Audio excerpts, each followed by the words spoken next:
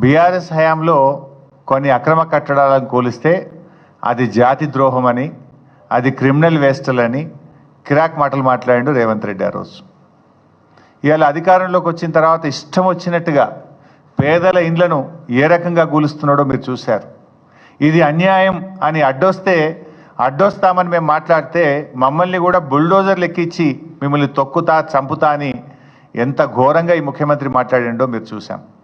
ఇవాళ హైదరాబాద్లో ఎక్కడ చూసినా రేవంత్ రెడ్డి విధ్వంసాలు శిథిలాలే కనబడతాయి. ఈయన ఏడాది పాలనలో కూల్చిన ఇండ్లే ఎక్కువ, కట్టిన ఇల్లు అయితే ఒక్కటి లేదు. ఏడాది రేవంత్ రెడ్డి పాలనలో కట్టిన ఇల్లు ఒక్కటి లేదు.